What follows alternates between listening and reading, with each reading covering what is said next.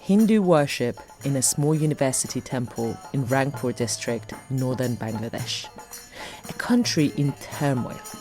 On the 5th of August 2024, student-led protests forced the resignation of Prime Minister Sheikh Hasina, ending the reign of her party, the Awami League.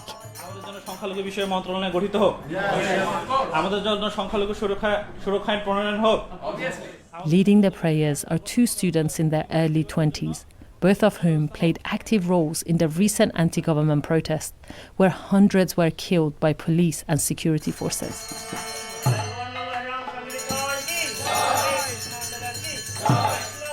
I am Shukanto Burman. I am studying in Bachelor of Science in Information and Communication Technology. I am Bonamali Burman. I am studying in Public Administration. How do you guys know each other?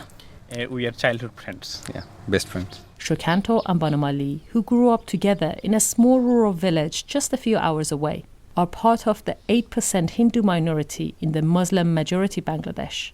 In recent years, there have been accusations of targeted attacks against Hindus because of a rise of Islamic extremism in Bangladesh. The problem is said to have gotten worse since the fall of the previous government this summer.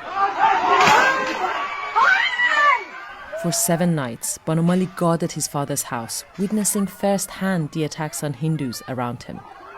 He saw homes and temples looted and destroyed, with Hindus threatened, assaulted, and even killed.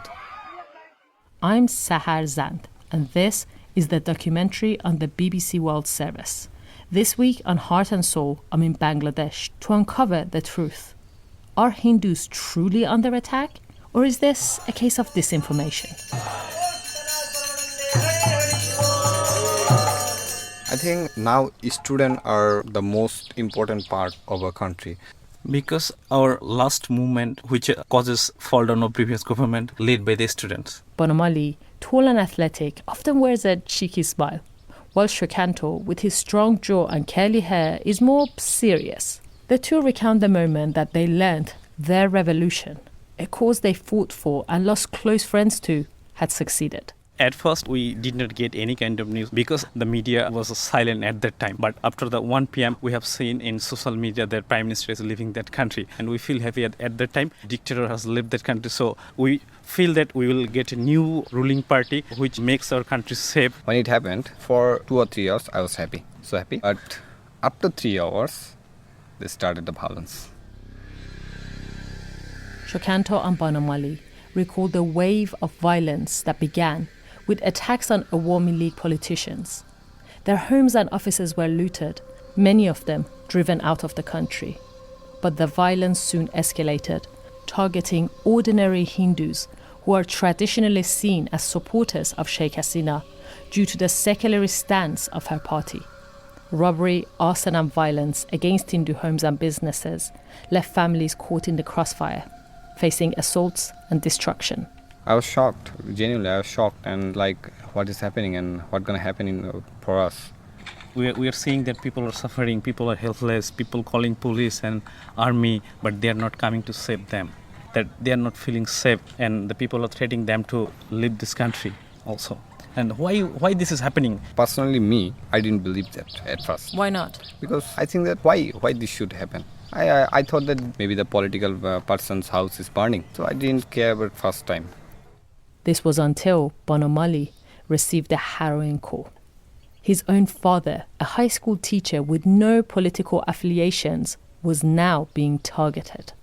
After the step down of Sheikh Hasina at that night, it was an anonymous call from someone who told one of our friends, the neighbor, that they will attack my father.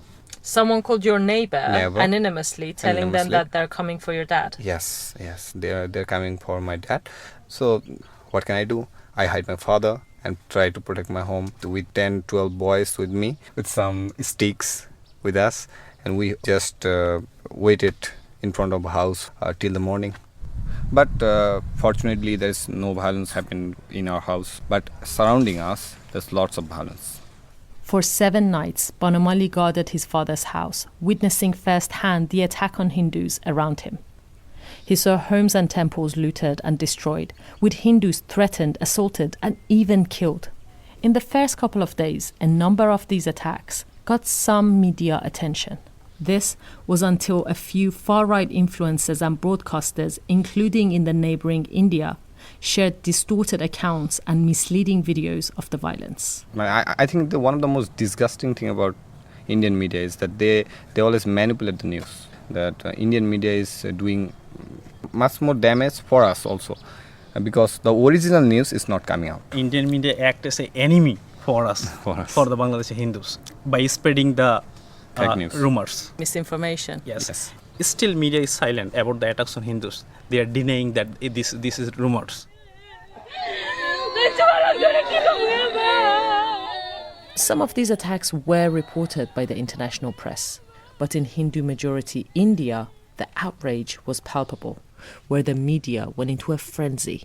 On social media, hundreds of thousands of posts of attacks were being shared. Some of these were genuine, but others were misleading or completely false. The students say that the coercive cocktail of true and fake stories, together with the sensationalist reporting by the Indian press, means that real violence against them is now being ignored by the world. There was no one covering that news.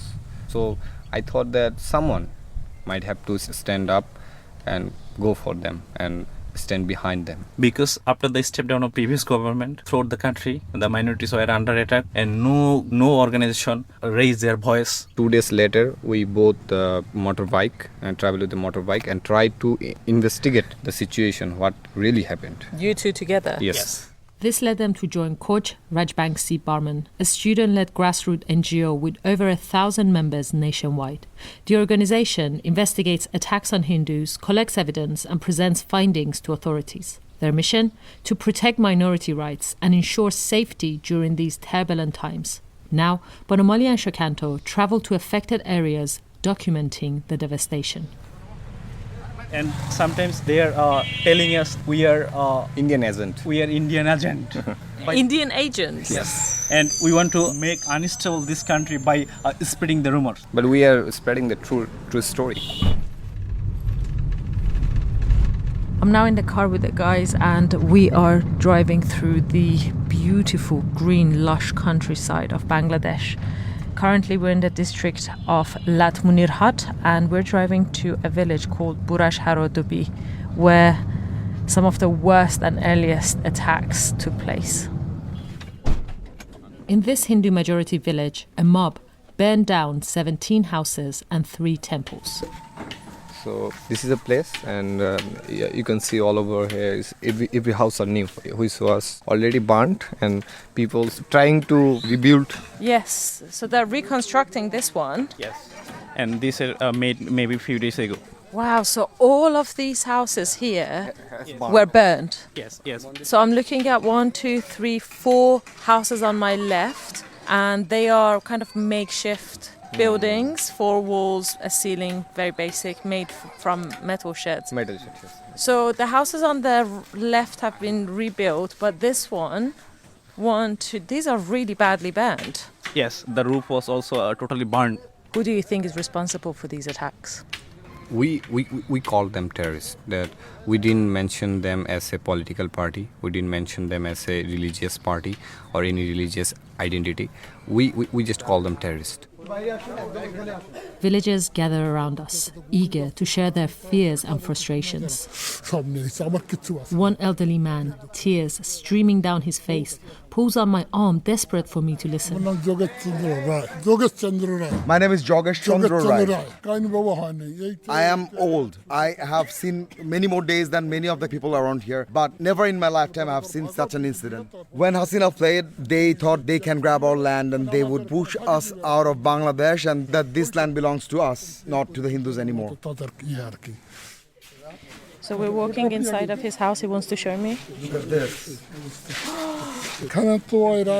They burned down my home and they took pretty much everything. I have nothing left now. They took my cattle, they took the little money or gold I had. I have nothing now.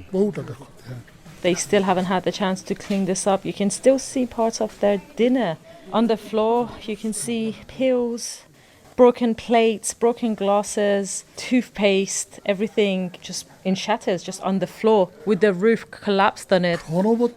This place was my life's work. I spent all my life building it, and I don't think I can rebuild again. I don't have the age anymore. And right now, since they took everything I had, I'm not too sure if I can ever get back on my feet. I am completely broke now. I have no place to go, and right now I'm even struggling to put food on the table. It's a very difficult situation for us.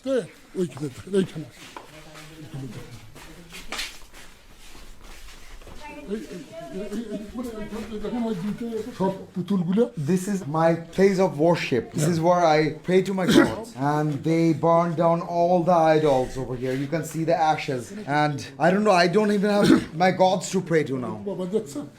What are your biggest worries now? Those who vandalized my home and took all my belongings, they can take my life too. That's one of my biggest fears, and I cannot sleep by day, I cannot sleep at night, and this is the condition I'm living through. With nowhere else to go, he sleeps amidst the ruins, slowly rebuilding his home with the help of his neighbors. I catch tears glistening in Banumali's eyes. Because of the face of these people, because of the fears of their eyes. Look at him. He is just helpless. Look at it. Everything burnt. There's nothing left for him. That's remind me my family. That's give me concern about my family and I think whole nation. But how people gonna live in here? Despite their best efforts, Banumali and Shokanto say that this village has not received any media coverage. Everywhere I tried, but nobody want to cover this news. So sad. We again and again told that Bangladeshi media is silent, Bangladeshi interim government is also silent. If they're not silent here, we don't need to come here as a student to investigate this place. Why do you think that is? Why do you think the media was so adamant not to report on it?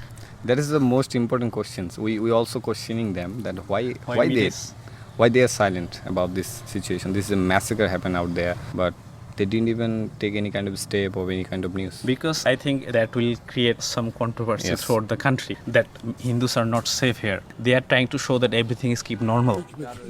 Opposite the elderly man's house is another, also nearly burned to the ground. It belongs to one of the 20 Hindu families in the village. Fearing for their lives, the family fled during the attack and haven't returned, except for their eldest son, who's recently come back to survey the damage.